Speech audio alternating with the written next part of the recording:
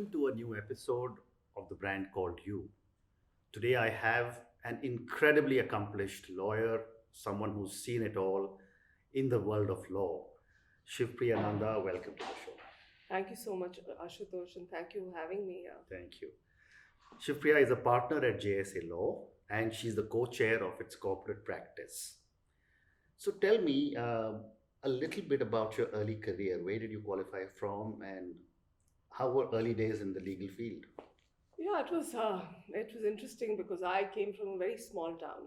I grew up in Patna and then I moved to Delhi, and it was from a girls' school to a girls' college, and then it was law faculty Delhi, which was quite a change to say, to understate it. And so I finished my law from Campus Law Center One, Mhm. and of course it has many illustrious alumni, many ministers, many very famous lawyers. It is an institute of repute. Yeah. But moving on from there, I had no lawyers in my family. So, I sort of scouted around. There was no legal background really in the family. My father was a bureaucrat, Hmm. and none of my siblings were lawyers or any uncles are nobody. So I asked a friend of mine whose mother was a lawyer if he could sort of find me somebody that I could work with. And thanks to Mrs. Ward, the lady's name was, she arranged for me to be a junior to a lady called Rekha Sharma. Mhm. Soon after I joined, the High Court lawyers went on strike. So there Okay. was a strike for about 4 months, and that was really the induction into law. And then Rekha got elevated. She was called to the bench, and the next door neighbor, who's Mr. Chandyok, he's a very famous senior counsel Mm. now. He sort of said, "Okay, I'll take her on," and that's where really my journey began. Okay. But what was interesting was that from the first assignment that I took on, I knew Mm. that I'd found my calling. Mm. So then I did litigation for 4 years, and in the meantime, I got married and had a kid, and litigation life is litigation tough. lawyers' life is tough. Yeah. Not that the other side is any Mm. easier, as I was very soon to know. Mm. But I got a call from a colleague of mine. He used to be in the firm earlier. I mean, with Mr. Chandyok earlier. So he called me and said, you've just had a baby, Mm. and it must be very tough because you never get home before 11 o'clock. Would you like to have a more structured life? Mm. And you'll get twice the amount of Sure. stipend that you're getting. I said, wow, that sounds great. And Yeah. and he said, it's a new firm and new concept. Why don't you drop by and see Jyoti? Mm. And that's how I Wow. ended up joining JSA. It was pretty much like a coincidence. Yeah. I had no idea about how law firms were Amazing. run. And or then what there's been law no firms- looking back since. Yeah, and there has been no looking back since. Fantastic. So, you were a litigation lawyer and now you have specialized in mergers and acquisitions, corporate advisory, corporate restructuring, and strategic joint ventures. Yeah. First, tell me why did you make the change from litigation, other than the double stipend, as Yeah. you just mentioned? And Yes. did you need to retrain yourself? Yeah, so it was interesting because the firm had just been set up. Mhm. So we were just three of us. There was Jyoti, there was another gentleman called Hemant, and me, who were the lawyers at that time. And we had some skeletal support staff. So we did everything that came our way. The economy had just about opened up, so we started getting a lot of corporate type of stuff, and I continued to do litigation for some Okay. time. Okay. So in fact, I continued to do it till about 98, 2000, around Okay. that Okay. time frame. So it's sort of I was riding two boats, and then I realized it was, as we got busier and busier, it was not possible to do both. And so litigation has its own thrill. But Correct. corporate work, including M&A, Mhm. is a different kind, And- more and- creative kind of. Correct. And at the kind time of when work. you decided to get into corporate work and mergers, this was, you said in the late 90s. Or Yeah, so I was doing it sort of in that was the parallel. time when India was going through its boom. Yeah, so I was doing it parallelly. So I did, a fair number of early entries, starting right from 92 with, companies like Pizza Hut, KFC, Mm. IDV, which is now sort of morphed into Yeah. Diageo, many such early entries, and then continued to do it over years for Very many other interesting. clients. Very interesting. So, my next question to you would be, without giving names, um, are there any path-breaking cases that you have handled either in India or overseas or both? I mean, if there is any client confidentiality, just say no. No, no. So I'll tell you because it was an interesting one, and some things stay with you, and as you get older, a lot of things that you would see Mm. as big challenges when you're young sort of become you know uh, if you can say so, run of the mill Correct. after a while. Correct. So yeah, so I always remember this particular case, and that was a Mhm. litigation case. It was not an M&A case, and this was LG versus Onida. It is Mhm. reported, and what was very interesting about it was that the whole case was based on technology. Okay. So it was about the differentiation between fuzzy logic and chaos theory. Mm. And I can tell you, being a lawyer, the number of books that I ended up reading, Wow. on the two technologies were it was quite daunting at that Right. time. But Right. it was great fun because, you would sit for hours just, you know, uh, discussing the technologies. We Mhm. had consultation with professors in IIT Right. and all kinds of things, and the judges were sort of quite fascinated. So all in all, Amazing. it was, and we actually won on a technical sort of point that the two technologies were different. I will not Right. like to go into No, obviously great not. Obviously great not. bit of detail. Obviously not. That was interesting. And one case I always laugh about was when I was much younger, Mm. and this was a client who I never knew that there was so much money Mm. in the skin of dead animals. I was a Okay. very young person at that time, didn't was not worldly wise, and so there was this gentleman who'd got this license to pick up lift dead animals, Mm. and then he got into a whole war with the butchers because they would lose their revenue. And it became quite interesting because I would be arguing in court and I would have all these butchers sitting and watching me. So it used to be a bit scary at that time, but yeah. So there are all these Yeah. kinds Yeah. of cases, Yeah. and then of Yeah. course there are very complicated Mm. M&As that one has Mm. done, Mm. which or lot of when you're dealing with say individuals Mm. in joint Mm. ventures, and lot of egos to be managed Correct. even as a lawyer. So while you're looking at legal issues, you have to be very mindful of if you want your client to succeed, that the egos are getting assuaged, Mm. and your client is That is not true. losing out because you're riling up Mm. somebody Mm. who's a person in his or her own Yeah. Yeah. That's right. interesting. So, you just spoke of a little technology in one of your Mm. cases, but my question to you is that how much has technology Yeah. started to change the legal profession? Because even today, I just see lawyers with kilos and kilos and kilos of papers. So is technology beginning to change this profession? Yes, it is. In the litigation side, also it has changed. Okay. So, it's a sort of, it's a slow adoption in that area, Mhm. but it has, so judges, for instance, are using it a lot Okay. for research. Okay.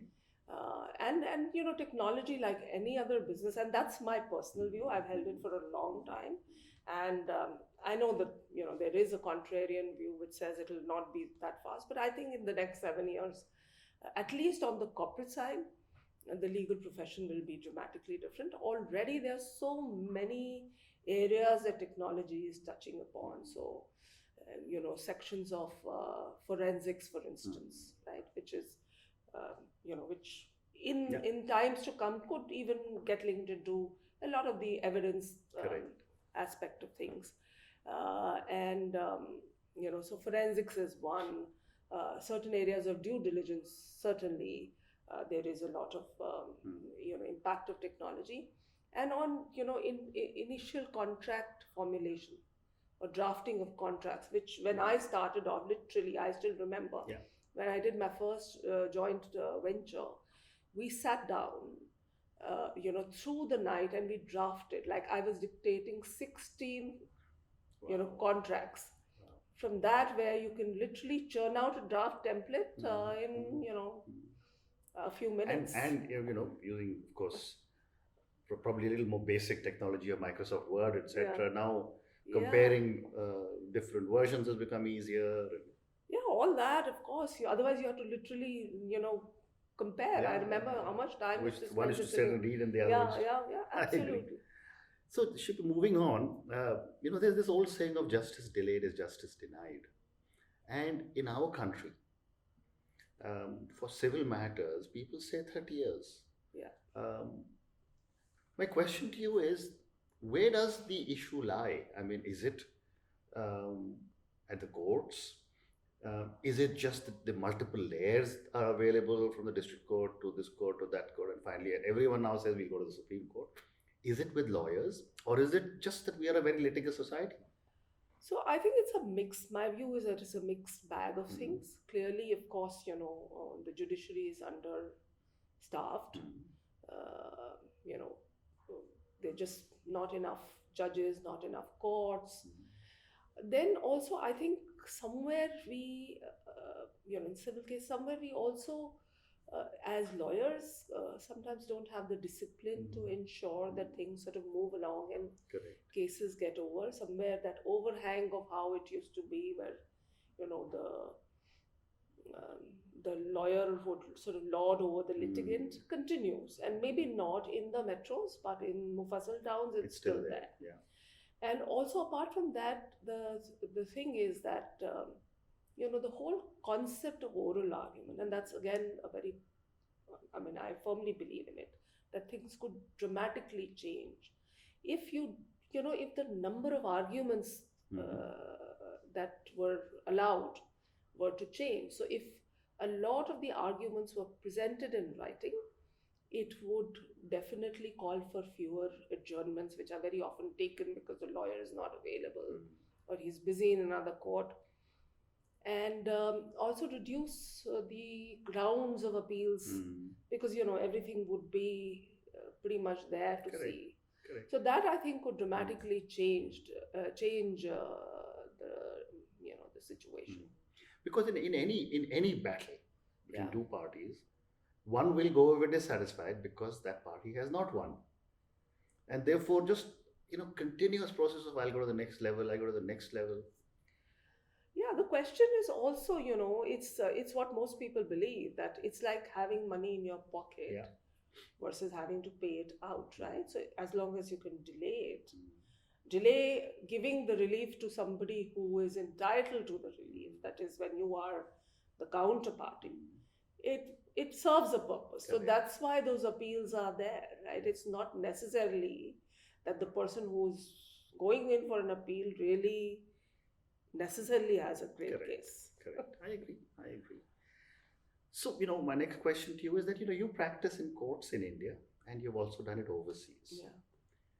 What, in your opinion, is the difference between, you know, these huge courts packed all the time in India and from what I see in movies of courts, small, very few people, quick decisions? So obviously, the sheer numbers, the size of the population, and consequently the size, Hmm. the number of matters that are listed Yeah. every day, and also, of course, things are much more organized Correct. overseas. They're structured, and Hmm. you won't get adjournments the way you do in India. So Yeah. that's, I think, the fundamental Okay. difference. But is decision making faster there, or Yeah, it it is? is. It is. It is. Which leads me to the next question. And there's a general impression, uh, and this is no disrespect to any lawyer, that once a matter goes to a lawyer, it'll get stuck. And it'll be stuck, between paperwork and courts and this and that. What are your thoughts on this? I don't think that's a fair Okay. point, Okay, I because withdraw it then. Okay. for the reason that I think I'm not disputing that there could be cases like that, Uh, Part of the reason is that a lot of the cases are of people who are not really educated or savvy or smart, so they can't really assert themselves. So things like a educated person would do, or a corporation would do, where speak upfront with the lawyer saying, these are the terms, this is what you're engaged on, and you're not getting anything more than this. Most people are not able to negotiate that, and that could be the reason that you know s- that Could happens. lead to this. And also, lawyers, in terms of uh, fees and where their status in life vary, from. That's So true. so That is true. So a question that has often been asked from me when with my foreign legal friends is that why does India not allow foreign law firms to practice in their courts in India? that's a complex question. Okay. Probably we can't really go Okay, fair enough. into that in the time that we have. Mhm. But to put it very simply, the regulations don't allow it. Okay. Right now, they're not. There are other countries Yeah. also. Japan Sure. didn't have foreign lawyers for a very long time. Lots of countries have gone through the same Yeah. process. And by that logic, I don't think Indian lawyers can practice in the Yeah, US. so there's a whole system of getting equivalence and getting a recognition to practice, and so your degrees have to be recognized, and then what kind of law you can practice, what exams you have to clear to be able to. There's nothing like reciprocity in this. Uh, That you allow my lawyers to practice in my country and I'll allow yours. so far in India, it is not there. It is, but in other countries could be. Yeah. Okay, fair enough.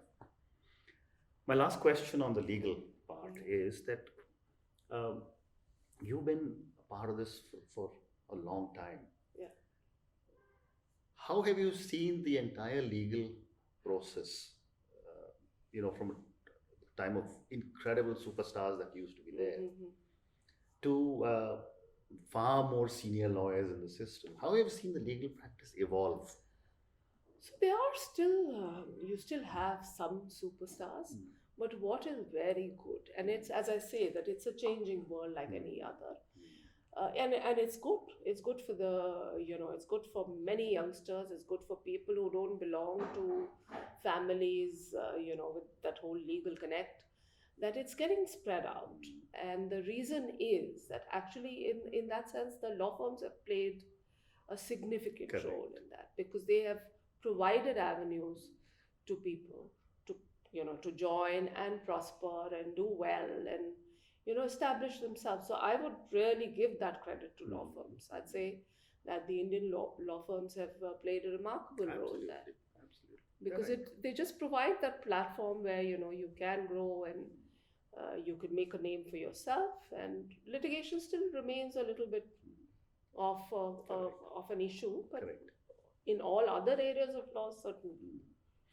So moving on, I ask all my lady guests a question on gender balance. I think the legal profession is probably one of the better professions to handle gender balance. Though I'm not sure. I mean, what are your thoughts? So when you say that it's a better profession to handle, Means that there are more ladies in the legal profession and at senior levels. So it's interesting. So when you talk about, I don't agree to that. Okay. So when you say gender balance, for me it is, then it should be really 50-50, even if it's not 50-50, it should be at least 40-60, 40-60. Globally, and if you, so look at how many senior women advocates do you have? Okay. Really a handful all over the country, really a handful. So there'll be, if 20 male senior advocates are, appointed in a year, you'd maybe have 2 or 3. Really? Yeah. Okay. And the same goes even in law firm partnerships. Okay, and I'm talking about proper partnerships. I'm not talking about non-equity designations. Yeah. So in proper partnerships also, the range is globally is about 28%. So, because the reason is that it's a very tough profession. It's Correct. not an easy profession. You literally, from the age of, when you join till you're about 45, 46, you don't really have any time. Correct. You don't get any time. You're pretty much working, 14 to 16 hours a day. And you're never off, off your work, because you have to be now constantly. As corporate lawyers, litigation lawyers is different. You can just say, I'm not taking the phone. But as corporate lawyers, your clients expect you to be available to them All the time. all the time. Yes. So like my phone is never was for years. I never switched off my phone ever. Right? I got into that habit of getting up in the middle of the night and looking at my phone. Consciously stopped doing it. But what I'm saying is that it's a very tough profession. So when ladies get married, and have babies, most of them find it difficult. And there again, I would say that the law firms have sort of facilitated a better gender balance, because of, like, in JSA, for instance, we do allow flexi time for, young mothers, which was not there when we were starting. It was not there. You just pretty much left your kids at home and hope for the best and continued to do whatever you did. So those things have changed in the corporate world, but I would still say that we do have a long way to go. And yet you were one of the few women who broke through the glass ceiling and was managing partner. Yeah. So you're one of the few exceptions who must have done it. And do you think do you see a lot of women now, reaching that stage? Yeah, so I'd say that, yes, there's certainly more now than there were at my time. I would say that because I was also a single mom. Correct. So, in my kind of a situation, I'd say probably one of the very, very few. But now, as I said, also, I think the relationships in terms of the spouse relationships, the social aspect of it has also changed. Like early on, I remember getting calls if I had a lady colleague, younger to me. I would have the parents calling me up and saying, she's got so late at work, and when is she going to come home? I mean, I was lucky. My parents would never do it. Moving to the third section, which is a few questions for you personally. Over the years, have you had any mentors? And if yes, what kind of learnings have you had from them? So I won't say I've had mentors. I've had, lots of people who I call my gurus. So, my gurus range from, the nanny who, brought up my kids, to, of course, the seniors that I've worked with, including, Mr. Chandyok, who I always say it is one person that I saw no gender bias in. I was the first lady juniors, as we were called at that time, that he kept. And I didn't for one moment ever feel that he carried any bias. And I remember one client once walked up to him and told him that I don't want her to handle my case, and he threw the file and said, you can just take your file away. Amazing. I'm not tolerate. Amazing. So that kind of support. But in terms of, I would say, so he was my guru in terms of, really teaching me law and all the nuances of law. And I'd say Jyoti, was the person who taught me how to handle clients. Correct. So I learned client handling from them. But in terms of life, I'd say, I would give a lot of credit to my dad, because, he always sort of, completely made me believe in myself. So he had so much faith in my capabilities, I think more so than I had in my own capabilities. He did. And as I say, there are several gurus, including my, daughters, who give me lots of honest feedback at times, and, actually sometimes manage to guide me. Yeah. So many people who... Fantastic. So what three adjectives would define you? So I would say determination, resilience, and positivity. Okay. Those are very nice words. Next question. You just mentioned as a single mom, and you worked You said 14 to 16 hours. Yeah. Till you're in your mid 40s, you probably still do.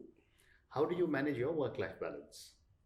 There is no such thing as work-life Okay. balance. I think that's for lawyers, that's a Okay.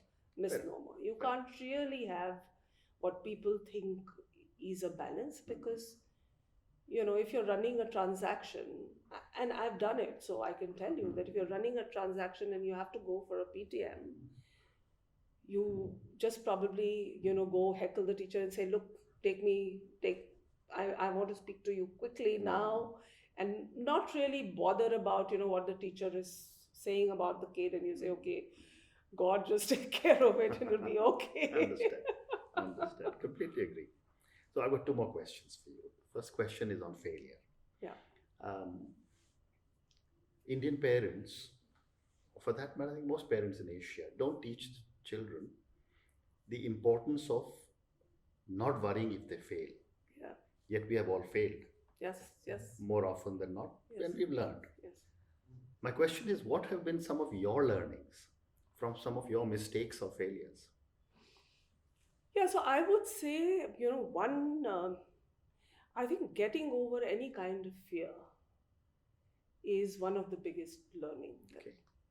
that I had. Yeah, I think fear is the worst kind of negative emotion that a person can have, because fear takes away so much from you, because it's couched in different ways. It's couched in underconfidence, all kind of adjectives we use, but basically it's just the fear of the unknown. And I think in some cases, I can say that there was one particular decision that I took, which I didn't go ahead with something because I was just afraid of the unknown. And had I explored it, sometimes I think God knows where I would have been. I don't know. Correct. So my last question to you, thousands and thousands of people will watch this interview, and a lot of them will probably be young lawyers. Yeah, sure. What would your advice be to a young lawyer starting off on his or her journey? Yeah, so I would say that first and foremost, be certain that this is what you want to do, because you are going to be doing it for the next 35 years of your life at least. So be very sure of it. Once you're sure of it, then it's really your discipline and your attitude which will go a long way to you being successful. Correct. Skill sets come. Yeah, there are some differences, but most of these kids are much smarter than we were. They know so much more. They have greater abilities in many ways. So I think the skill set differential is really the differential of attitude and discipline. Wonderful. Thank you so much. It's been an absolute pleasure speaking to you and learning so much about law. I wish you lots of success in the years ahead. Thank you so much, Ashutosh. Thank you. It was a pleasure. Thank you.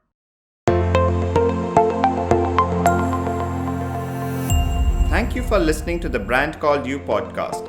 Be sure to visit tbcy.in to join the conversation, access show notes, and discover fantastic bonus content. You can follow us on YouTube, Twitter, Facebook, and Instagram. Simply search for the Brand Called You. Thank you, and see you next week.